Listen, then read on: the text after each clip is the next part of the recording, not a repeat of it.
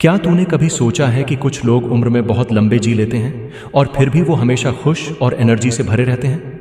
मतलब 80-90 साल की उम्र में भी वो ऐसे लगते हैं जैसे अभी भी लाइफ एंजॉय कर रहे हों। ऐसा कैसे हो सकता है? क्या इसका कोई राज है या फिर ये बस किस्मत का खेल है? और अगर ऐसा कोई सीक्रेट है तो क्या हम भी उसे जानकर अपनी लाइफ में इस्तेमाल कर सकते हैं?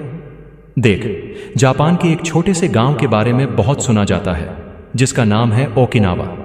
ये गांव दुनिया में लॉन्गेस्ट लिविंग पीपल के लिए फेमस है।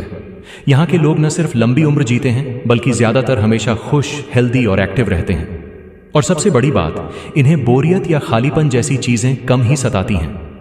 तो सवाल ये उठता है कि आखिर ऐसा क्या है जो इन्हें बाकियों से अलग बनाता है? अब सोच, अगर तुझसे पूछा जाए कि तू क्यों जी रहा है, मतलब तेरे जीने का मकसद क्या है?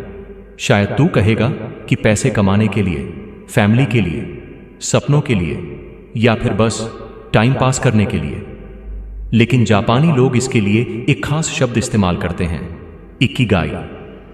इकिगाई का मतलब है तू क्यों सुबह उठता है, तेरे जीने की वजह क्या है, वो चीज जो तुझे जिंदगी में जिंदा महसूस कराती है। सोच के देख, अगर तेरे पास रोज उठने की कोई ठोस वजह हो, कुछ ऐसा जिसे करने से तुझे मजा आए, जिससे तू खुद को काम का महसूस करे, तो तेरी लाइफ कितनी अलग हो सकती है। यही चीज जापानियों को बाकी दुनिया से अलग करती है। लेकिन यहां एक और सवाल उठता है, क्या सिर्फ मकसद होने से इंसान लंबा जी सकता है? मान ले कोई कहे कि मेरा मकसद है अमीर बनना, तो क्या वो लंबा जिएगा? नहीं।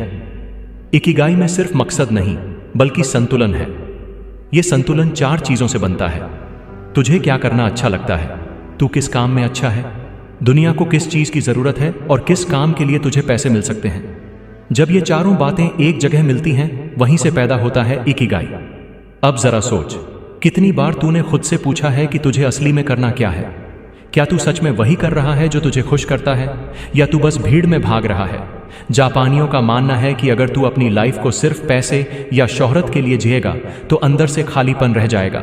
लेकिन अगर तू वो करेगा जिससे तुझे अंदर से खुशी मिलेगी, तो तू हर दिन बेहतर जिएगा। तूने नोटिस किया होगा कि हम सब लाइफ को हमेशा या तो पास्ट में जीते हैं या फ्यूचर में। कभी सोचते हैं कि पहले क्या हुआ था, कभी डरते हैं कि आगे क्या होगा। लेकिन जापानी सीक्रेट यही है कि प्रेजेंट में जीना सीखो। जो काम तू कर रहा है उसमें इतना घुस जा कि तुझे टाइम का एहसास ही ना हो। इसे ही कहते हैं फ्लो स्टेट। अब सवाल है कि इकिगाई को रोज की लाइफ में कैसे लाया जाए। मान ले तुझे पेंटिंग करना अच्छा लगता है, लेकिन तू कहेगा कि उससे पैसे कहाँ मिलेंगे। यहां पर बात यह नहीं कि तुरंत पैसे आएंगे या नहीं, बल्कि ये कि वो चीज तुझे जिंदा महसूस कराती है या नहीं।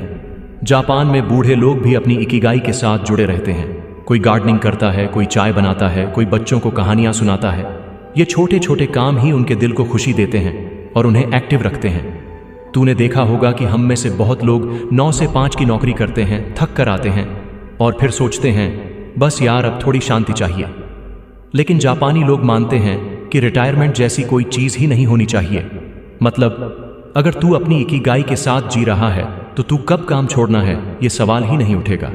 अब एक और चीज सोचने वाली है, जब इंसान के पास जीने का कारण होता है तो उसका शरीर भी उसी हिसाब से खुद को हेल्दी बनाए रखता है। मेडिकल रिसर्च में भी पाया गया है कि जिनके पास लाइफ में कोई मकसद नहीं होता, उनमें जल्दी बीमार पड़ने और जल्दी मरने का चांस ज्यादा होता है।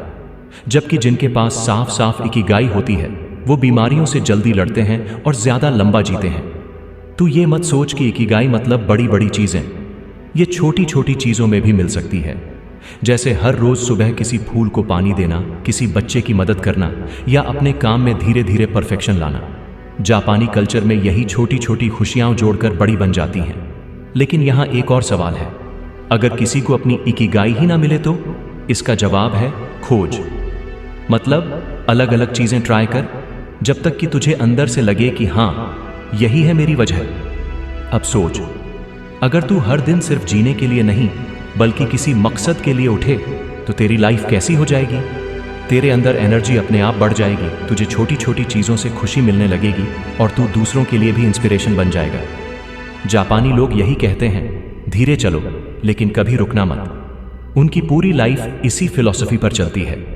वो रोज अपने इकिगाई से जुड़कर छोटी छोटी प्रैक्टिस करते हैं और यही आदतें उन्हें लंबी, खुशहाल और हेल्दी लाइफ देती हैं। अब सवाल ये है कि तू कब अपनी लाइफ में बैठकर सोचने वाला है कि तेरा इकिगाई क्या है। क्या तू अपनी लाइफ बस टाइम पास करने में निकाल देगा, या सच में उस वजह को खोजेगा जो तुझे हर दिन उठकर जीने की असली खुशी दे।